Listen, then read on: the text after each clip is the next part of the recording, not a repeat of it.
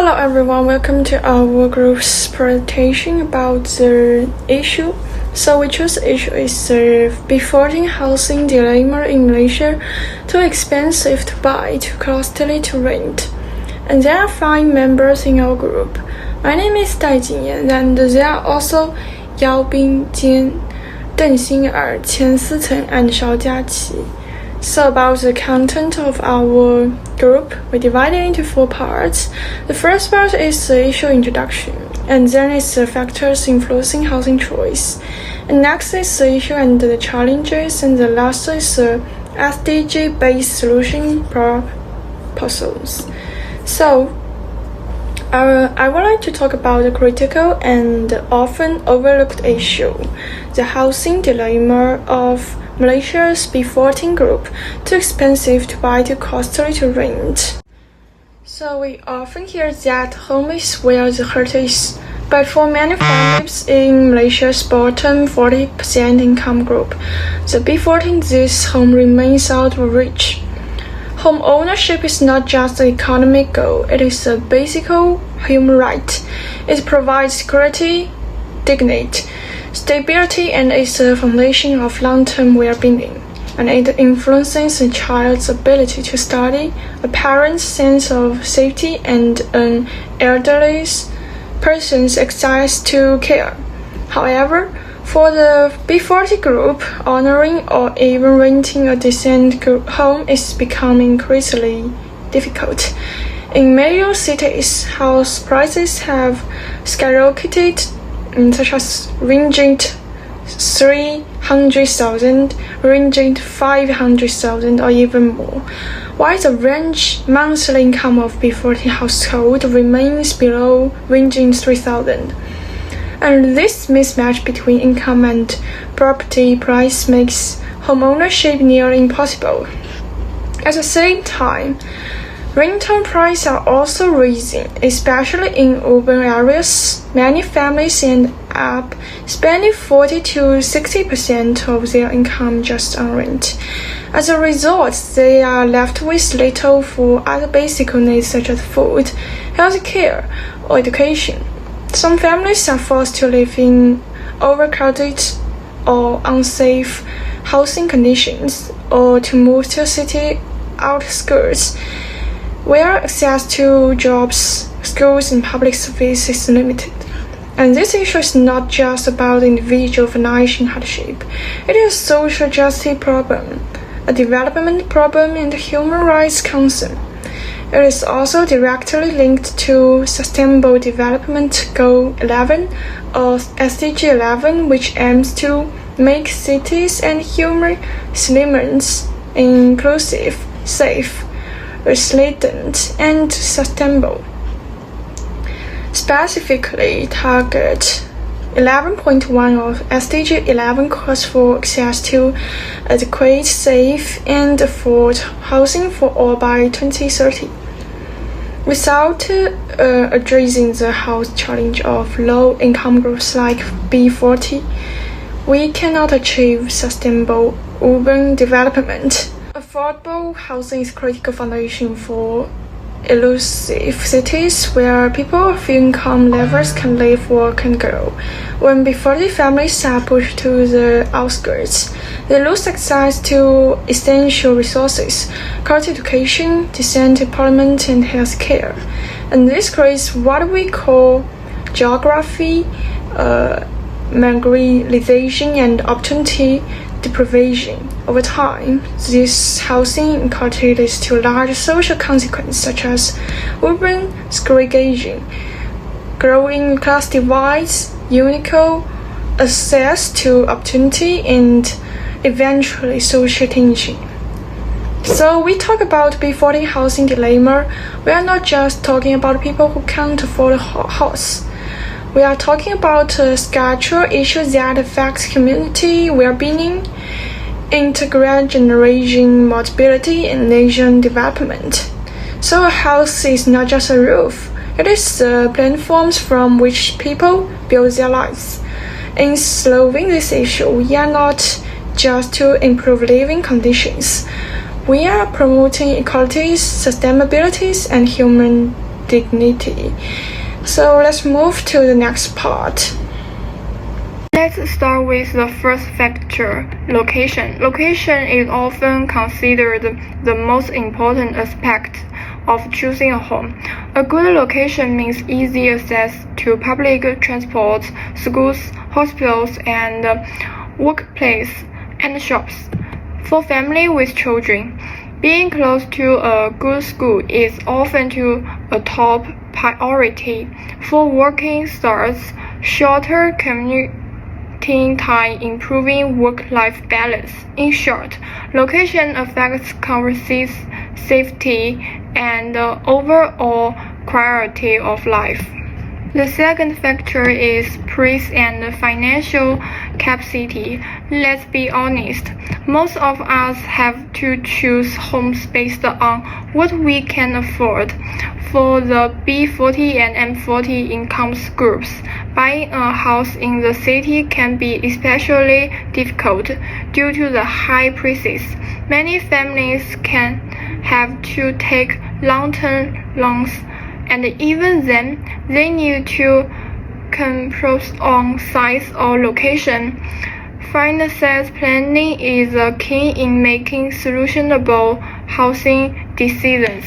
Next, we look at eligibility and government support. To help the housing affordability, the Malaysia government has increased civil housing. These include PR1MA, RUMAWIP, and PPR programs designed to provide affordable housing for lower and medium income groups. They help eligible buying purchase quality homes and below market prices, making home ownership more accessible.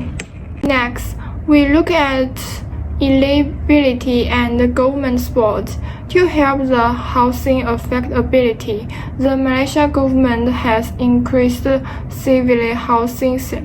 These include PR1MA, RUMAWIP, and PPR programs designed to provide affordable housing for lower and medium income groups.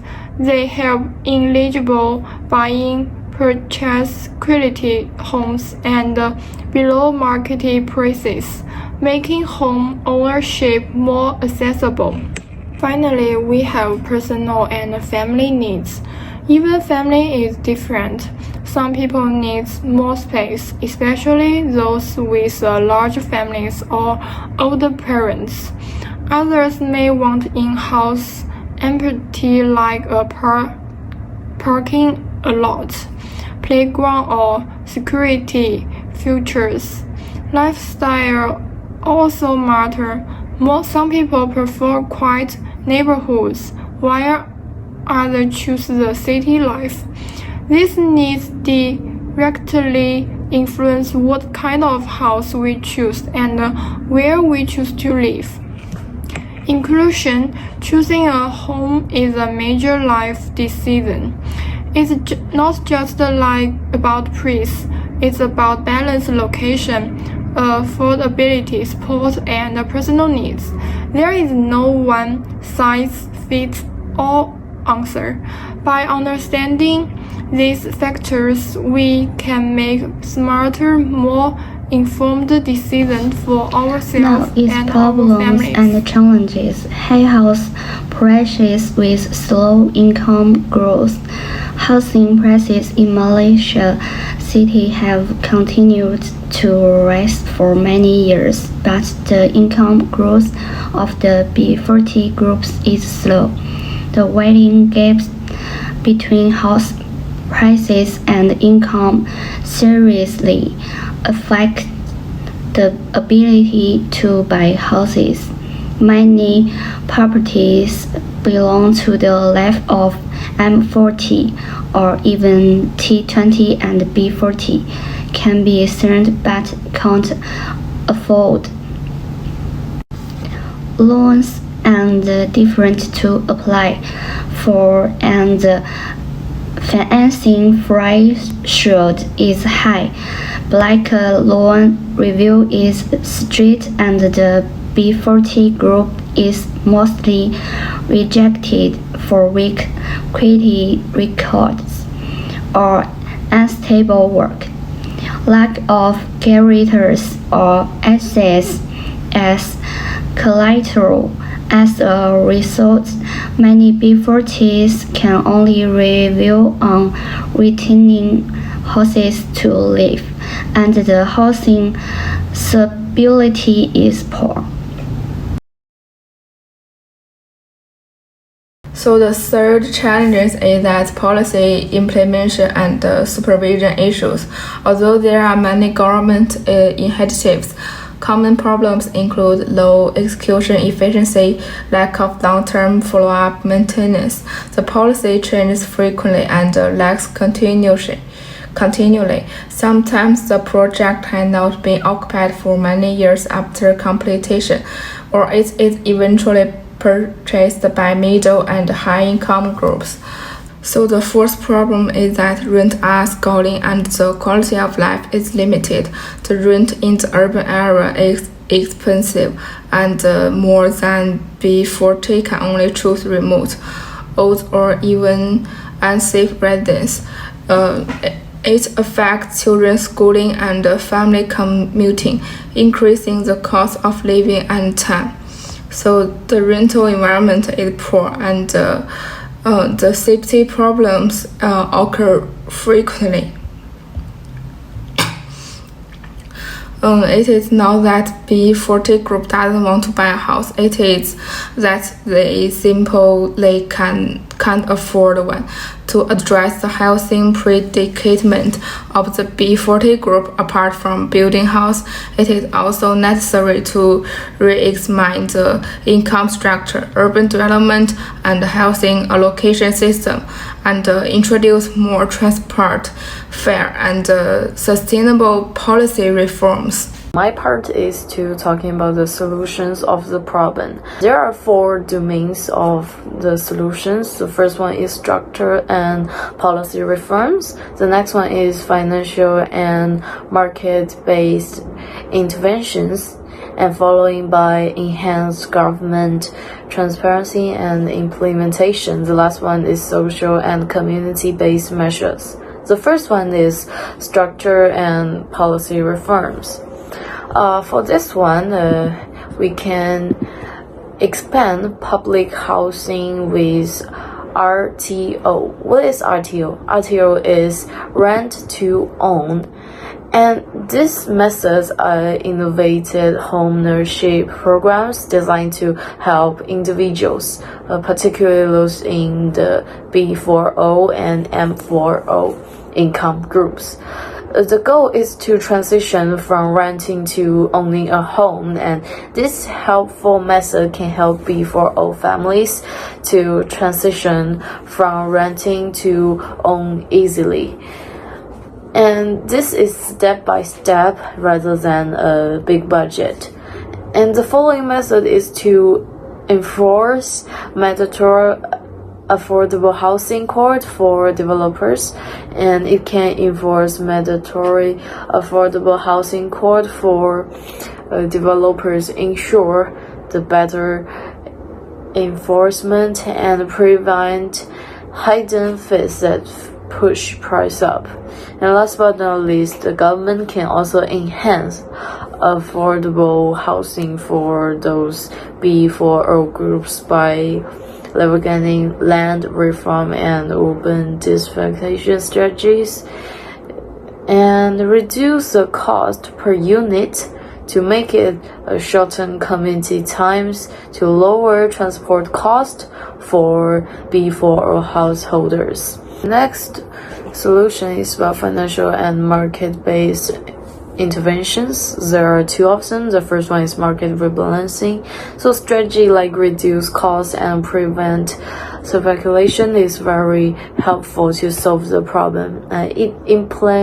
Implementing cross in mixed income developments, and it allows profits from market rate units to fund affordable units within the same project. And not only that, separating land ownership from property development is also significant. It can lower house cost and prevent land by retaining land ownership within the community. And the second one is affordable financial access. This can offer lower price and long-term loans for B4O via Bank Negara Malaysia or GLCS. And the next solution, the third one, is enhance government transparency and implementation. There are two of this. The first one is integrate house database. So the government can actually create a centralized and real-time housing to avoid the overlapping applications and ghost applications. And they can also transparent monitoring and delivery. They can provide transport, monitoring, and delivery, and they can also give annual housing report cards to the clients. Not only that, they can also provide some visual tools to help the clients, to help them like what they want, what kind of house they want, and what they want around the house. The last method is about social and community-based measures. For this one, there are two of them also.